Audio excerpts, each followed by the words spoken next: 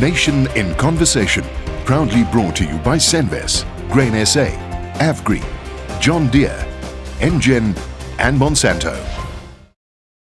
Welcome to Nation in Conversation. This is the second day. Our topic today is land and land reform, and we're going to discuss this from various aspects. We are going to touch on the political nature, the political sensitivities, but also the economic realities and how can we as a country get to a solution that will provide us with a prosperous, sustainable agriculture sector. I would specifically like to thank John Deere and John Deere Financial Services. John Deere Financial and John Deere is our sponsors of the day. Thank you very much. Without the sponsors, these type of discussions is very difficult to do. Now, the guest today. First of all, Mr. Roelf Meyer. Roelf is here as chairman of the In-Transformation Initiative, and I think Roelf has a depth of knowledge when it comes to complicated negotiations. Roelf, very welcome. Next to him is Monye Makanya. He is the deputy editor of City Press. Thank you very much. I think it is from a readership that's not always within this agriculture community. Thank you very much, and we look forward to your insights. Dr. Ferdinand Meyer. Ferdi is the director of the Bureau for Food and Agriculture Policy, BFAB. He was noted quite a few times yesterday in the discussion about what farm workers should earn. Thank you very much, Ferdi. We look forward to this discussion. Then Joe Mangwanani. Joe, I will get that right before the end of the day. Joe is the executive director at Senves, and specifically stakeholders, the advancement of farming is Joe's portfolio, and we will discuss this with him. Then Mr. Pierre Venter. Pierre is general manager of the Banking Association of South Africa. Pierre, welcome. We look forward to your inputs. And then lastly, we have Schalk Pinaar, who is the chairman of AgriBiz. And I think AgriBiz is one of the entities that perhaps we don't always realize what they do in terms of agriculture transformation. Ferdi, I'm going to start with you. If we talk about agriculture from an economic, financial point of view, we have to realize that the last decade has actually been a very good decade, but it's also we've seen the transforming from small farms to major mega farming entities. As a background from a financial point of view, what is the background currently in agriculture? Yeah, thanks, Stu. So I think we always talk about the global trends or the mega trends, or sometimes I refer to these as the brutal facts. So let's talk about the brutal facts out there. And that is that South Africa, over the last year especially, we have been I think we haven't felt the real brunt of what's happening out there internationally in the farming community. If it comes to just commodity price cycles, economic realities, profitability on the farm. And one of the key drivers really was the exchange rate. In a certain sense, our commodity prices have not declined to the same rate as what we've seen internationally. American farmer, European farmer now faces commodity prices 30-40% lower than a year or two ago. Obviously, your exchange rate cuts both ways. You've got your input costs for our new season coming in much higher. But the reality out there, if we can just speak globally, mega trend is the profitability in the agriculture sector is significantly lower than what we've had over the last 5-6 years. Let's say from the economic or this biofuel cycle, together with the Chinese rapid expansion, 10% growth, together with 2 consecutive droughts. So I think we just need to put that into perspective. I mean, the reality is we have come with 2-3 decades of, in real terms, prices haven't increased. They've been flat. And the only way that you could really make money was to improve your productivity on your farm or expand economies of scale, the adoption of technology, better varieties. And then we had this wonderful era, and if you were correctly positioned, you could really make good income out of agriculture, and it spilled over to land prices, to investments, and we saw those patterns. And we even saw, if you would look at investment patterns, and I think this is a very important trend that's going to face us soon, and already facing us, opportunity, but challenges also the African continent. So if you just look at investments and agriculture, and you were referring to consolidation of land or bigger farms, The trends are still very, statistically speaking, very young. Let's put it that way. But there we're already seeing the medium-sized farmer growing in Africa. So these trends are also occurring in the African continent. But the point I'm picking up is that farming is a margin business, and that margins might be under pressure going forward. We've had a few great years, but if you look at longer cycles, farming is a margin business, which comes back to Pierre, and I want to bring you here in the conversation. In any of these transactions, if you talk about land reform or land distribution, obviously the financing of that is a major important issue. Now, from the banking sector directly to agriculture has exposure of in the region of 90 billion rand. It's a substantial exposure in the banking sector. So any change in that, either from a valuation point of view, from a security point of view, from a policy point of view, would have an impact on the balance sheet of the banks. But the point of departure is banks cannot change their credit policy to accommodate a sector. Can you elaborate on that? Sure. Yeah, I think one needs to recognize where the capital in a bank comes from and what monies it actually lends to consumers. The bulk of our money that we lend comes from depositors and the balance from stakeholders. Now, we have a fiduciary responsibility to make sure that we lend the money conservatively and that we can get that money back.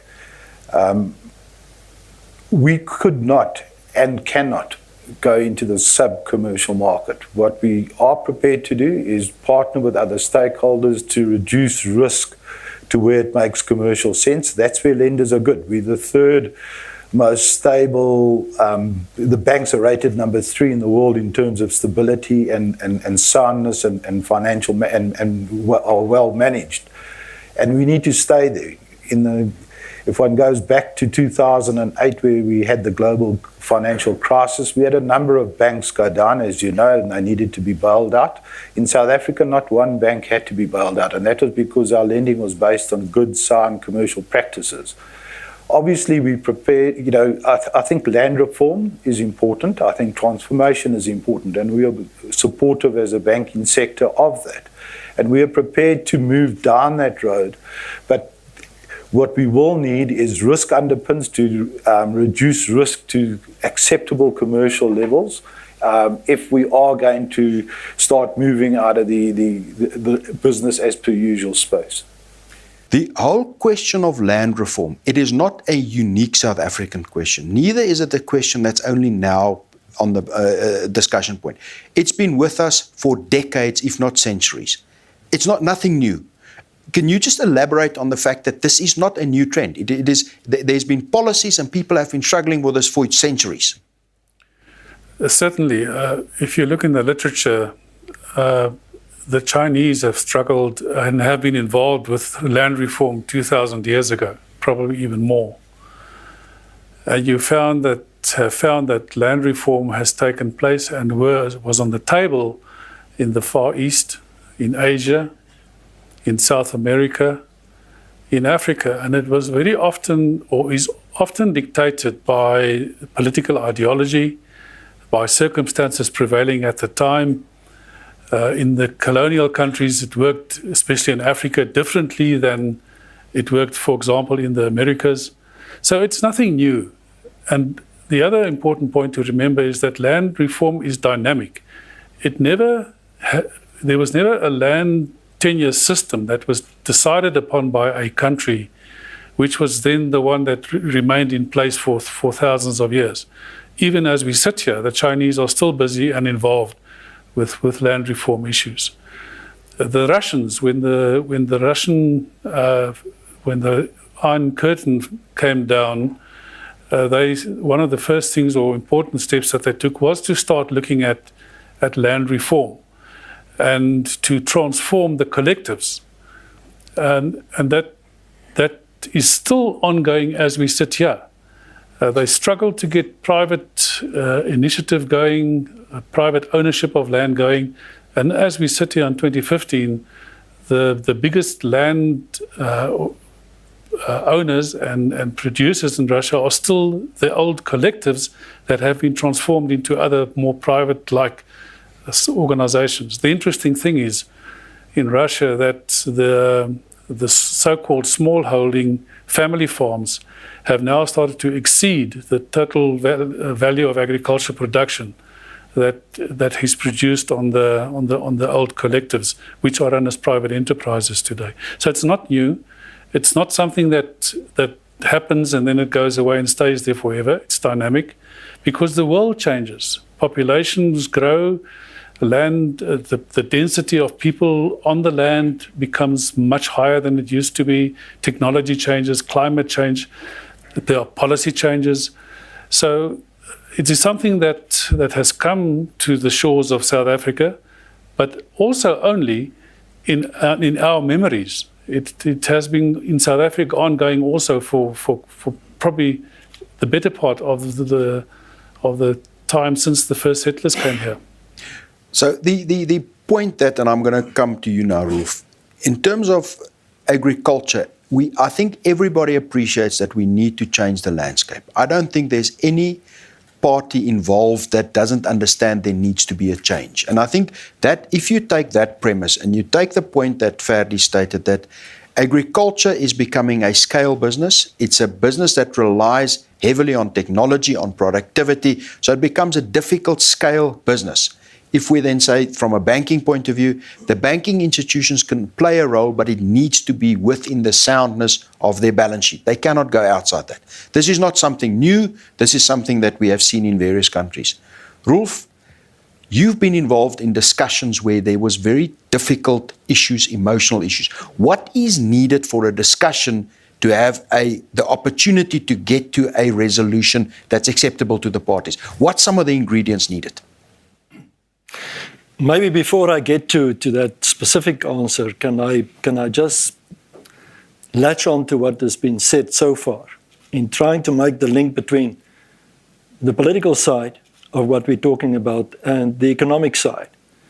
Because I think, often we are overlooking the importance of agriculture and the contribution of agribusiness as a whole towards the state of the economy and towards the growth needs of the country. Maybe particularly from this perspective, I am involved in this exercise that we're currently busy with in trying to establish a dialogue between people in decision-making positions within the ANC and the government, representatives from the farming community, as well as from the emerging farmer groupings. And I think at the back of this, it is all about how can we improve agriculture in South Africa as a generator of economic growth, but also of economic opportunities for all or for more people, and of course a contributor to job creation. And I think in that context, we have to look at what is being stated in the National Development Plan, Chapter 6 in particular. So the overarching, I would say, objective would be, to my mind, a contribution in that direction. Now, how we're trying to do this is to say, let us get a process of dialogue going.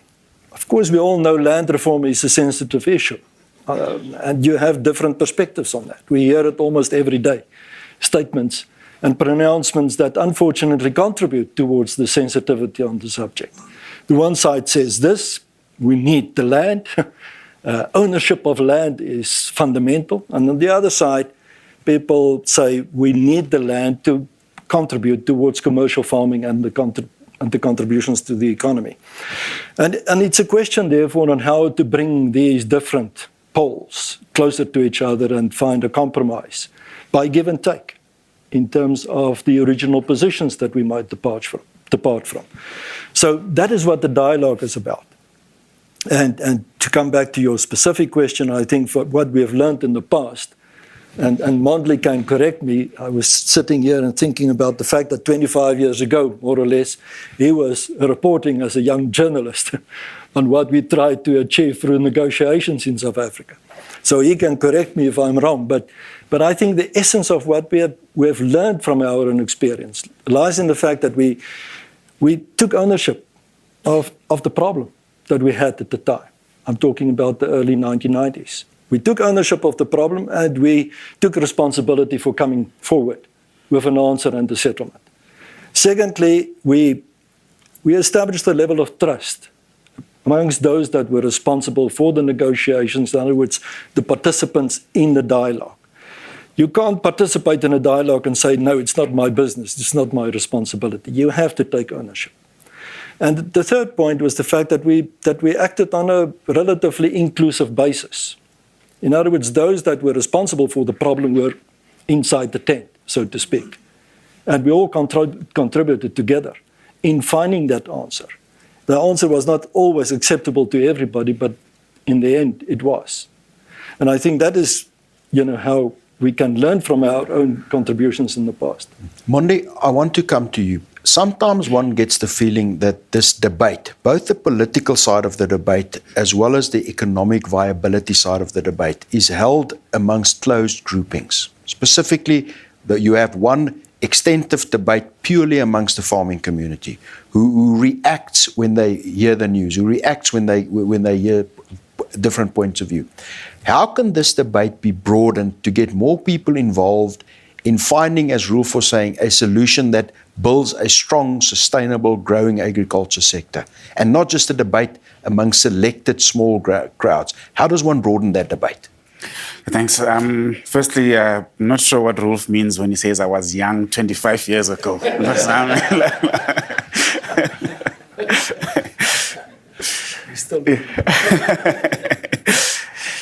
Yeah, I think Schalk introduced the word ideology in this conversation, and I think that's where things have gone wrong. Is that basically the debate and the discourse has been very ideological, and it has not evolved into the practical. And I think that's one of the things that needs to be looked at. We're looking at it's been about redress versus progress, for instance, looking at reform as an ideological thing of saying let us right the wrongs of the past rather than create an economic sector that works. We have not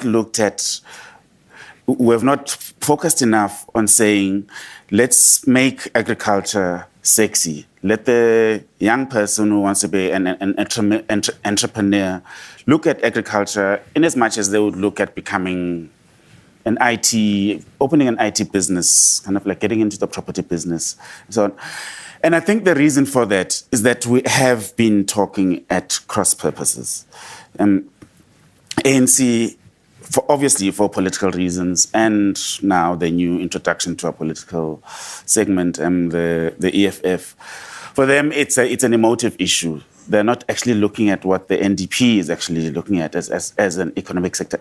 So I think the way to move it forward, and I think we would be very important here as the media, in actually changing that discourse into basically let the discourse be about where South Africa needs to be in 20 years' time in terms of like what agriculture needs to be at, where agriculture needs to be at as an economic sector rather than as a political tool.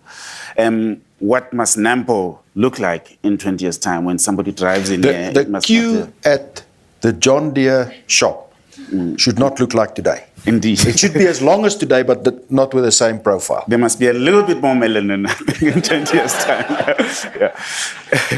So I think, those conversations, what is very frustrating is that, for instance, you had last year, just before the elections, the minister, shortly before the elections, the Minister of Agriculture coming out with that 50-50 proposal, for instance. And it seemed to be a proposal out of the blue. And then you had the farming community reacting to that. And then what you then have is a boxing match, ping pong, and very little constructive about what exactly do we need to do. So I think where we need to go back to is a starting point. What is the starting point? What do we want to do with the sector? For that starting point, you need inclusivity. You need people involved in the debate. You cannot allow the debate to be defined by certain people with very specific economic agendas. And I think that's the point where I think the agriculture and the media should play a more active role in getting this and making the debate more of a central debate than a secular debate? Yeah, I mean, like the debate does need to be popularized. It actually needs to move out of the closed rooms, and it needs to be not just between government, stroke ANC, and the agricultural sector on the other side, because I mean, like you have ideological interests on this side and you have commercial interests on this side, and I think it needs to be a lot more than that. Joe, I want to get to you. You are in the business of agriculture. You represent Senves, which is one of the major agricultural businesses. Your experience in terms of the pace at which agriculture is at this point transforming itself, and also the challenges. What's your comments on that? I think I have two comments. Maybe before I give my comments, we say we should actually go back to the starting point, and what should that starting point is. My view is that the objective of any reform or transformation initiative should be to achieve some kind of sustainability in whatever area that we're trying to transform. So when it comes to agriculture, we have to ensure that we achieve transformation that is sustainable. Sustainable in the sense that we make it more inclusive, but we make it inclusive in a way that will either sustain or increase the profitability of agriculture, ensures food security, and contribute to economic growth of the country. If transformation does not achieve that, then we're not doing the right thing. It is not accomplishing the purpose for which it is intended.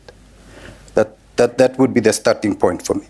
So if we look at what we have done as a country in land reform, what we have done up to now, and we look at land reform in terms of percentages of what we have transferred in terms of ownership, but the unintended consequences of those transfers, which has resulted in most of that land not being productive, is not necessarily in line with the sustainability objectives that we should have. That's the one point. I think the second point has been a number of agricultural companies, including ourselves, and most of the members of AgBiz have been actively involved in working with emerging farmers, in supporting emerging farmers in one way or the other. And a lot of money has been invested. But I think most of us have not actually realized the objectives that we wanted to accomplish with it. And for me, there are a number of reasons for that. Taking it from a Senves perspective, I think over the last 5 to 6 years, we've worked with more than 40 or so emerging farmers. But if you look at how many of them have been sustainable, there's probably around 10 out of 40 that we have been able to sustain. And there's a number of reasons for that. The one reason is that most of those farmers are operating in very small farms. So scale is becoming an issue in farming. That leads back to what Ferdi was saying. Farming Exactly. is a scale, low margin business. Yeah. So if it doesn't work for well-established commercial farmers to farm in small farms, how do we expect it to work for emerging farmers? The input costs are high, not only for commercial farmers, the input costs are actually high also for emerging farmers. So scale is an issue. We also have to make sure, and we've tried to do that within Senves, is that we have to provide integrated solutions. It's not just an issue of providing finance, but it's an issue of providing technical services, facilitating mentorships, facilitating market access. And we've tried to do that. The one other reason why it hasn't worked is because agribusiness on its own cannot, in fact, successfully do land reform and emerging farmer development. We have to work with government. There's been issues of policy uncertainty from government. What you hear from one department involved with land and what you hear from the Department of Agriculture is inconsistent, and that affects the way we work with it. The level of trust between agribusiness and and departments of government that are involved with agriculture is not at the level at which it should be. So we approach emerging farmer development as business and not as charity. And so we work with them as business people. Where we provide loans, government provide grants, and people decide where we will go for grants. And if government does that, they have to do that on a sustainable basis, on a year-to-year basis. They need to provide those grants. And that, in our view, doesn't work. So we have to find ways of working with emerging agriculture in an integrated fashion, and we need to have the same objective. I think that leads into, and we're going to take a short break now. What I want, when I come back for the second part of the discussion, Schalk, I would like to talk a bit more about AgBiz and the proposal and why that proposal can work, and also link to how banking sees these risks being reduced, given back to what Ferdi was saying. But then, Rolf, the minister made yesterday a very interesting comment, and I'm going to ask your comments on the comments of the minister just to set the scene. But we are going to take a short break now, and we'll be back with you in a few minutes. Nation in Conversation, proudly brought to you by Senves, Grain SA, Avgri, John Deere, Engen, and Monsanto.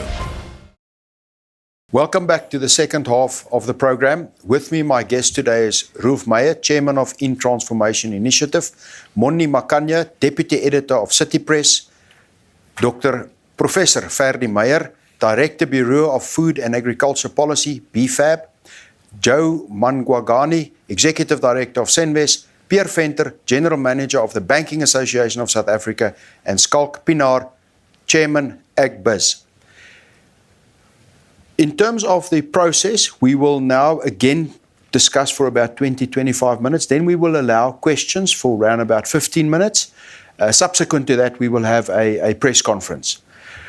Before the break, and I want to start with you, Schalk, we talked about the some elements that's involved in this discussion. Number one, farming and farming prices, land prices is currently at very high levels. And one needs to appreciate that from a practical point of view, you cannot, if you have to borrow money or if there's a cost against your funding, you cannot really farm that given the yield that you receive on the land. Land prices are actually, it's probably double what the economic value of it would be purely from a financial point of view.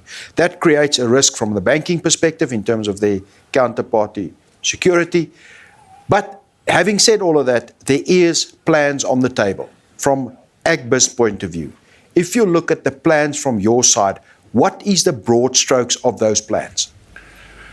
I would just like to make the point before I come to the plan that if we do transformation of land, and especially agricultural land, which is necessary, and that's why we made the plans and made our proposals, we will not solve the major macroeconomic problem in the country. There's a larger problem, the problem of unemployment, the problem of structural inefficiencies in our economy. Although there are many good things, but we must never forget or be under the illusion that successful land transformation and giving more people access to land will solve the problems. It's a numbers game. If you take the number of unemployed in the country, and if you would wish away hypothetically all the white commercial farmers that have been farming in South Africa for many years, and you would replace them by black commercial farmers and even double, triple, multiply that number by 5, and you would settle successfully on tribal land, further a couple of 100,000 new small-scale farmers, you will not really solve the problem of unemployment, which is a major issue and is a huge threat for our country that's looming on the horizon.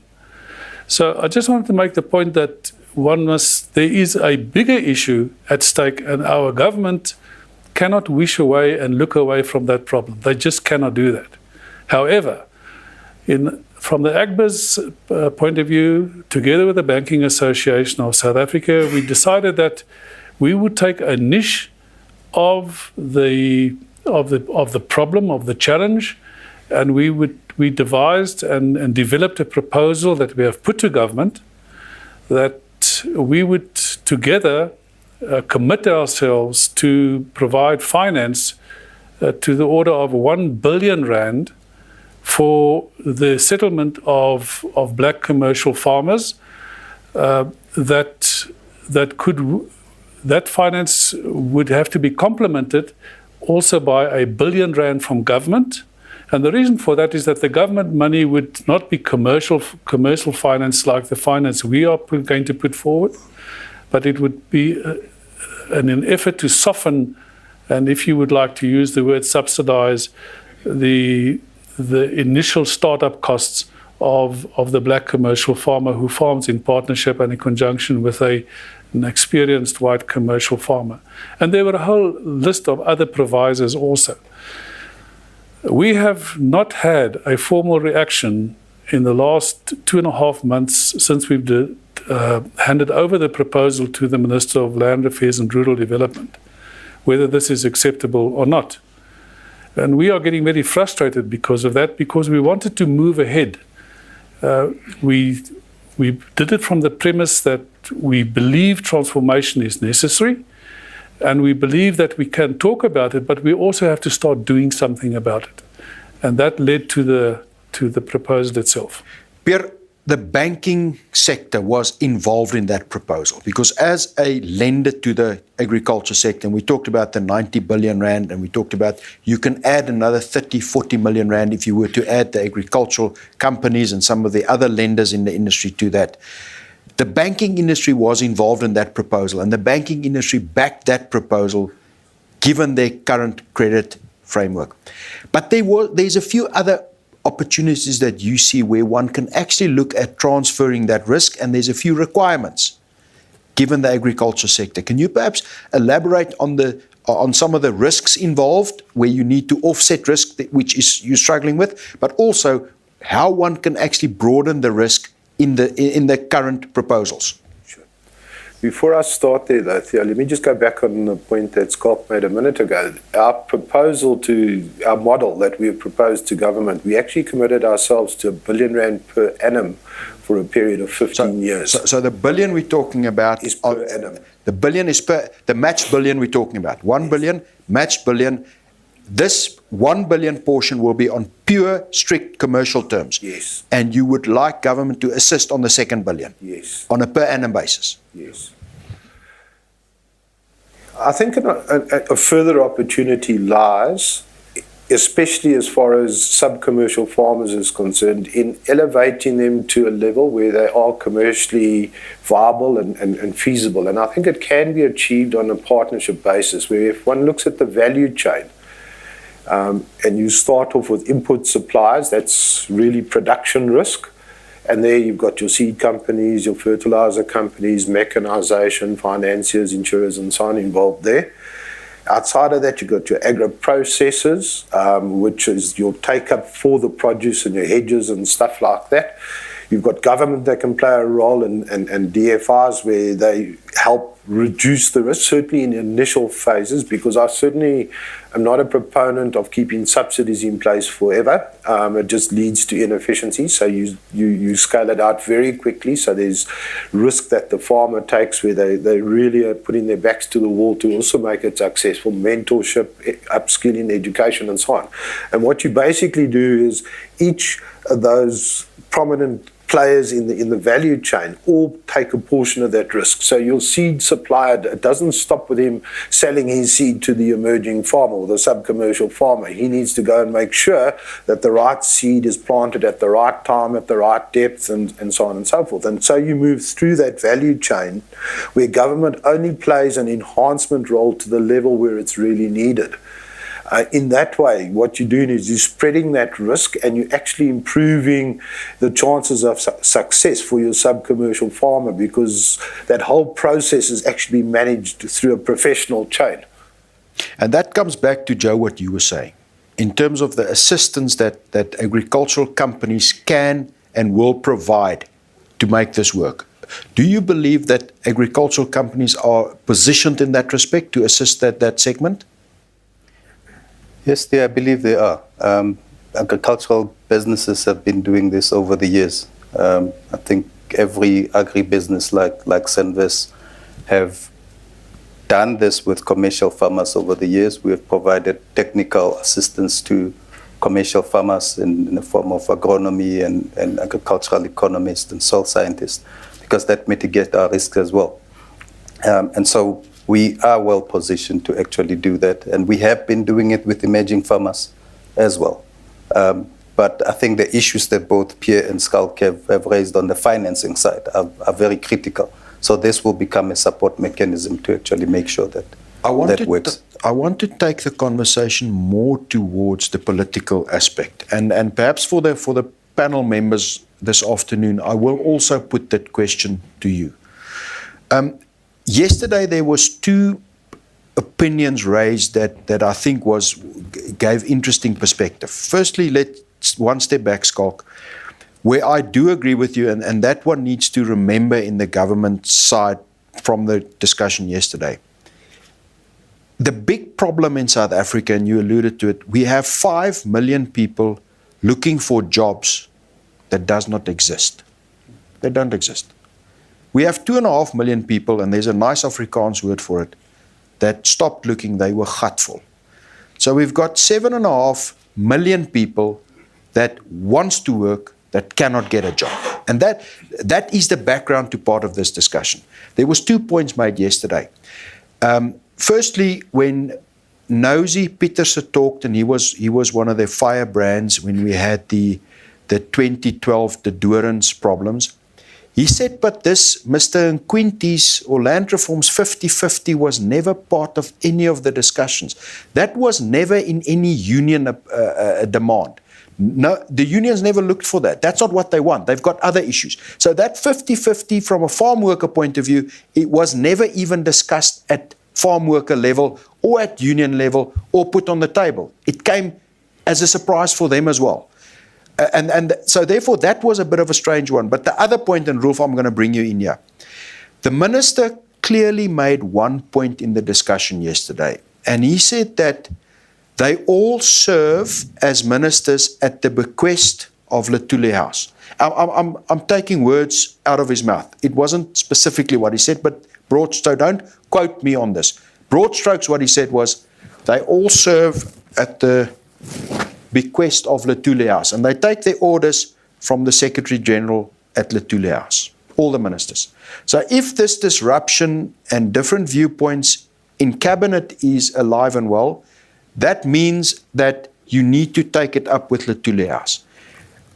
Your point, and you are involved specifically with Mr. Gwede Mantashe, how is that dynamic in terms of that discussion, and how do you see that going forward? Theo, I was not appointed by the Lutuli House. So I can speak as a free, independent individual. You don't serve of the bequest of Bakun. No. But the point is, from the observation that many of us would make, including myself, land reform in its current status in South Africa is not working. Yeah. The government is wasting money, in fact. And if you add that money, it could have worked. Yeah, it's questionable, but I think there's a fundamental problem with the policy that is being applied. That is the crux of the matter. So it was on that basis that I approached the Secretary General of the ANC, Gwede Mantashe, and said to him, this is nonsense. We can't go on like this. It's a waste of money. Nobody is benefiting, not the claimants of the land. And there's no commercial outcome of the exercise that is currently practiced. That is the reality. I know of no, or at least a very few, successful examples of land reform in the country. So what we then started to do is to look at what can be done about this. And Gwede then said, let's get together at least a proportional representation of the big farmers. That was his request in the country, to see what solutions they can contribute. He brought also a number of representatives from the emerging farming community. And we had a few politicians in the room besides Gwede himself. And that is where we started. We had now 3 dialogue sessions of this kind, where we are starting to address the problem. I won't say we have a perfect outcome yet, but at least we have the mandate. I think this is important. The mandate to talk further and to see what kind of successful examples already exist. And let me emphasize immediately, and I have to be very careful, there are farming leaders, there are commercial agricultural leaders in this room. So I have to be very careful in what I'm saying. But what we are trying to do is to create an informal, non-structural dialogue going, so that we can see if we can find a better solution from what is currently happening. And that is the main purpose. But we do it, and I can say because Johannes is sitting there, we're doing this in conjunction, very close conjunction with Agri South Africa and the other commercial farming entities and bodies. Yapi is here, he can say for himself. So what I'm trying to say is that we're just trying to get this dialogue going so that we can find a point where it's not my position versus your position. It's not my problem, it's our problem that we can try and address. Part of the problem, I think, so far is that proposals have been put on the table and then we leave it to the minister and nothing happens. Either at the ministerial level, and Peter can speak about that, or at the departmental level. And the end result is we're stuck. There's no moving forward. I think if we can, through the dialogue, accept the position where it's our problem, we have to find a common solution for this in the interest of all South Africans. And by the way, you are an economist and can speak much better than this about this than I can. But I looked at the numbers just this week of the latest statistics coming from Stats South Africa 2014. Within the next 15 years, there will be, guess what? 22 million new entrants into the job market in South Africa. And most of them will try and find a job in the urban. Exactly. 22 million. That's the already born in South Africa numbers up to last year. They will be new entrants into the job market in the next 15 years, in other words, up to 2030. We are in a crisis with regard to this. And all I'm trying to say is, agriculture, like Skalk was saying, also has to make its contribution. But we have to see it as a collective problem. It's not the minister's problem only. It's not Nkwinti's problem only, or the Minister of Agriculture. It's not Gwedi Mantashe's problem only. And we can't hand it over and say, here's the proposal, fix it. We have to say, let's sit around the table and find this answer for us jointly. Otherwise, the country is in a fix. I think the additional population, at least if one were to look at the advantage of that, that means there will need to be a very strong commercial farming sector to feed these people, because most of these people, more than 70% of all the population, will be in urban areas and will rely on farmers. Mondi, I think what Rufus said is this debate needs to be everybody's debate. If one looks at the good stories, because there is, and I'm going to ask you, Ferdi, about them subsequent to this, there is successful stories. There is models that can work. We've seen that. All of these big farmers can tell you about one or two stories that are working. How do we get those stories and those success stories? How do we get that also in the broader debate and not just in a small closed debate? Yeah. Before I do, just to echo, just to let on to what Rufus is saying, there are solutions. They do exist, and we need not reinvent the wheel from the beginning. Over the past 5-6 years or so, we got 25 wise men and women to sit and work out a plan called the NDP. And they did so. They did a diagnostic, a very comprehensive diagnostic about what is wrong. And then they did a very comprehensive solution in the NDP. And there are chapters there that Ruth alluded to earlier on that actually deal with agriculture and what needs to be done, what the place of agriculture in society in our country. And actually, NDP places agriculture in a very, very central role. Both job creation, but also a solution model. Exactly, yeah. But then, and that was adopted by the cabinet. It's the official policy of the South African government. It's adopted by national parliament. So it is the national blueprint. So you don't need to go and start from scratch and do something else. But actually, we find that policy is not speaking to this national vision, this national... it's almost like it's a debating document. Yeah, it's there. We put it there and we use it as an election gimmick to say we've developed this plan and then an ABC. And then you have a solution, the one that Skalk spoke about earlier on. R1 billion annually, that's not, sparse money. It's real money. That's proper, yeah. That's not money you go shopping with at the Somali shop, so to speak. So there are things happening. I mean, like people are doing things. And I think what we need to do is to, if I can invent a word, to de-ideologize this whole thing. I think there was a lot of fright that people took, I mean, that people in government took from what happened in Zimbabwe in 2000 and so on, about the land invasions and thinking that, hey, one day it may come here. That ain't going to happen here because the South African struggle was not fought over land. I mean, like the Zimbabwean struggle was fought over land. Here, it was a very different kind of struggle. It was about equal rights, democracy, a prosperous, non-racist society, and so on. And so the demands of the broader South African public is not that, we demand to have land tomorrow and so on. So they need to get away from that and actually, like the thing I referred to earlier on about the starting point. What is our starting point? It's about actually creating a sustainable and a successful and making sure that there is food security, that we have a commercially viable agricultural sector. And obviously, de-racialize the agricultural sector. That's very important. Transformation is important. So I think those meetings that Rolf and the SG and others are having are very, very critical. But I think that broader society needs to be involved there because we need to be very cognizant of the fact that the governing party is a very dysfunctional unit at the moment. So whatever solutions you actually find happening in the ANC, tomorrow, kind of like somebody else will go to another meeting and then other things happen. I mean, like the machine just ain't working. So I think that broader society needs to be very much involved there so that there's a broader push towards this thing. Those figures are very scary. I mean, like people are going to be coming into the job market.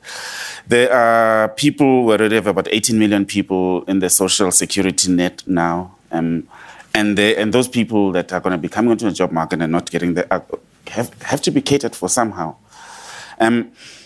There are some cynics, and I'm not one of them, who will argue that sometimes the solutions do not get implemented because some people, it is in the electoral interest of some people that the solutions remain there, that the problem remains, that we can actually say, we are looking after you, we are feeding you, so vote for us again. And that applies to specifically the new entrants into the market as well. Yeah.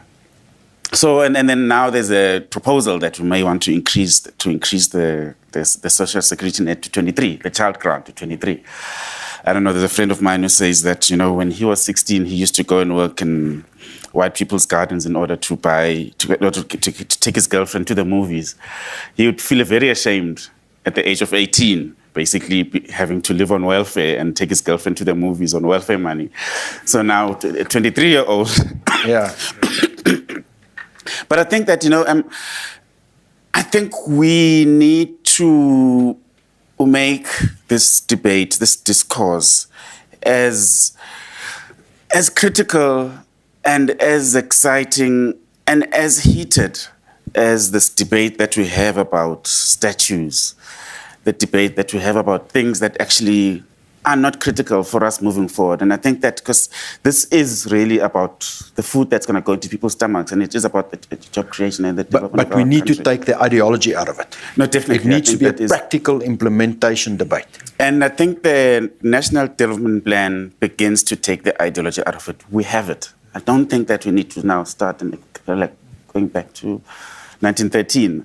We have a thing that's going to take us forward. Ferdi, in terms of the practicalities, you guys have done quite a bit of research on farm labours, on margins, on cost. There is systems that work. What is needed for one of these schemes to work? Yeah, Theo, definitely. I mean, and now I'll try to get a bit of a balance between the politics and the economics. And as I said here, I'm here really. I'm standing on the political side and experience. I'm way too young to kind of make these statements. I'm just observing what I hear and what we're seeing in these circles. So, but the reality is, I think just looking at the way that a lot of the Americans and European policy works, agriculture policy. It's a very holistic, comprehensive program.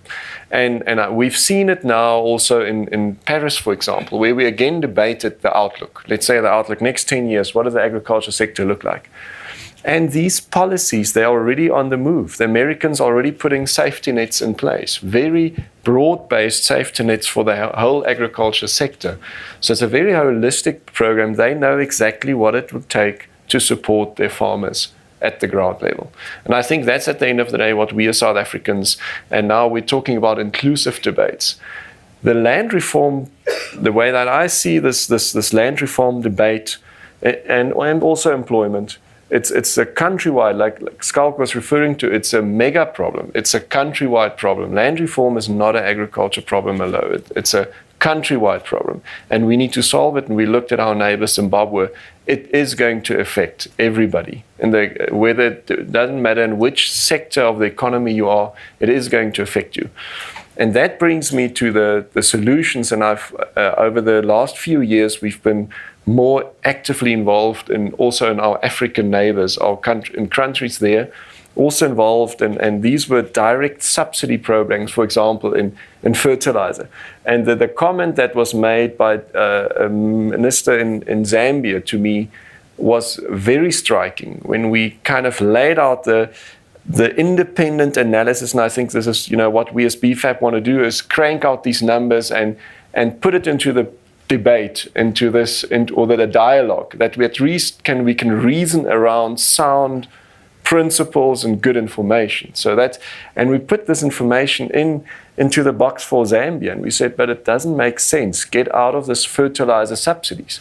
And his answer was saying, you're not giving me a political solution. Give me an alternative. Your economic solution is not my political, so give me an alternative that could work. Now, we a lot of people in the room here know a lot about that subsidy program, but it's specifically focused at winning votes. And I think that's probably where Rolf and the specialists are coming in saying, what is a political solution that is also sustainable, like Joe was referring to? And the sustainability lies in the fact that we need to understand exactly what it's going to take. What is it going to cost? We would have to have small growers being sustainable. And we all know, talking about the economies of scale, they will not be sustainable if we don't support them. So let's go and do the calculations, the integrations, and those models are available. And that's so there are two very positive drives, and that is agriculture, primary agriculture only has a contribution of about 3% to the agriculture, to the large economy. And that's good news, because that implies we've got a very active, big value chain, plus, and if you add that value chain, we're getting up to 12 or 15%, and then we get all the sectors, the financial sectors in there, we've got a good growing tax base and economy to actually turn this thing around. Compared to our African neighbors, they're really in trouble, where agriculture makes up 20-30% of their GDP. And this comes back to this, the solution should be economy-wide and not just based on the agriculture and even the value chain within agriculture. And it should include all the sectors. Correct. So all the services, everything needs to be in there. Well, we've come to the end of the formal part of the discussion. Thank you very much. Thanks to the panel. Thank you very much. If you want more information on Nation in Conversation, you can visit our website, nationinconversation.co.za, or follow us on Twitter @NationConverse. Thank you very much, and we look forward to talking to you again. Nation in Conversation, proudly brought to you by Senves, Grain SA, Avgreen, John Deere, Engen, and Monsanto.